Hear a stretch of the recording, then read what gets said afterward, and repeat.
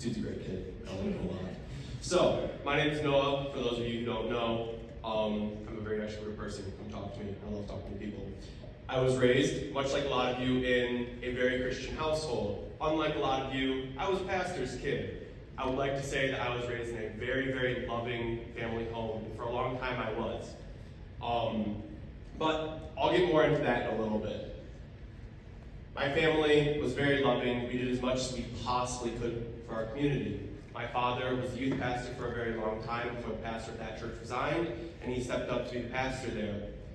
I felt loved by my church and by my parents.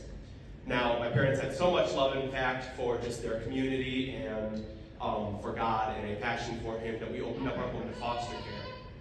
Through foster care, we adopted two beautiful girls, Jada and Piper. Jada, in particular, held a very special place in my heart. She was the love of my life, and I couldn't stand to be apart from her. I would go to school and I would think about coming home and helping out with her therapy, to the point where I got in trouble a couple of times because I skimped out on doing homework to participate in those things. Unfortunately, though, she had a lot of complications. Her mother was a drug addict and tried to self-abort several times with her. At about a year old, she went into the hospital for a procedure through a mucus plug and coded, and lived for another 2 years with a brain injury where she was in a very catatonic state. I had a lot of hope that God would come in and perform a miracle, and that I would come home one day from school and see her crawling around, hear her voice again, be able to see my sister restored to a state. That never happened. I remember very vividly, I came home from youth group one day. It was late at night, and I saw everybody home. My sister had been in the hospital, so my natural assumption was, hooray, my sister's home. I get to see her again. I walked into the living room, and she wasn't there. My parents were there, my grandparents were there, her grandparents were there, and I received what was probably the worst news in my life up to that point. My sister had passed away in the hospital of hemorrhaging into her lungs. I was broken and destroyed by this. But we're going to stop that story and move on to another one. My dad did not handle this well. My dad was just as ruined as I was, if not more. And he decided, instead of turning to the Lord, to turn to alcohol to try and ease his pain. He drank a lot. When this was found out, we forced him to go into recovery, and we were cleaning out our basement. It was our laundry room where there was a drop ceiling. We, in searching the drop ceiling, found what I believe was 10 bottles of vodka, 5 of which were empty, 3 of which were half drink, and that was in the basement alone. Come to find out that he was drinking about a fifth a day to try and numb the pain, and towards the end, before we told him that he had to go into recovery, he was actively trying to kill himself. But in that story too,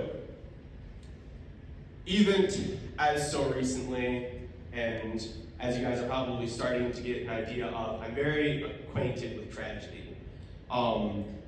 This New Year's Day, I was celebrating Christmas with some family, and I received a text message that one of my grandmothers had passed away.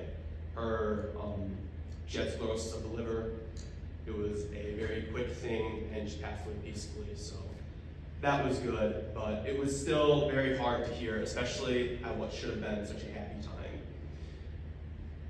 But I didn't bring up all of this just to complain about it or to mention unfortunate things that I have had to experience in my life.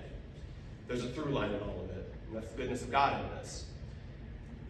I didn't break down, and I didn't completely lose it when my sister passed away, although I could have very many times. There were so many opportunities for me to run away from my faith, run away from my family, run away from all of the hurt that I felt, at the love of my life being ripped away from me. But I didn't. God stayed with me, and He taught me so much about resilience and about the love of the saints for each other when horrible things like this are happening.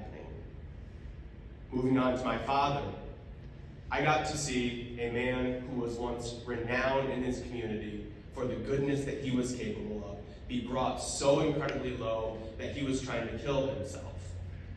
In that time, I endured a lot of abuse from my family. He was not in control of himself. He was drinking a lot and was saying horrible things to me all the time. Before that point, he was a man who I could say I would be proud to try and model my life after. And very fortunately enough for me, after many years of recovery, he moved back in with us. And I can once again say that my father is a man who I am proud to model my life after as a man of God. And when it comes to my grandmother who passed away, although I felt very sad in that moment, I no longer feel that. I only feel comforted because I know that she knew the Lord Jesus Christ and that someday I will get to be with her again in heaven. My testimony, the things that have happened to me, are not a lot of good things that God has done for me, but simply the goodness and the steadfastness of God. If there's anything that I can encourage you in, it is that we shouldn't be looking for what God can do for us, but we should just be looking for what God can do here. Thank you very much.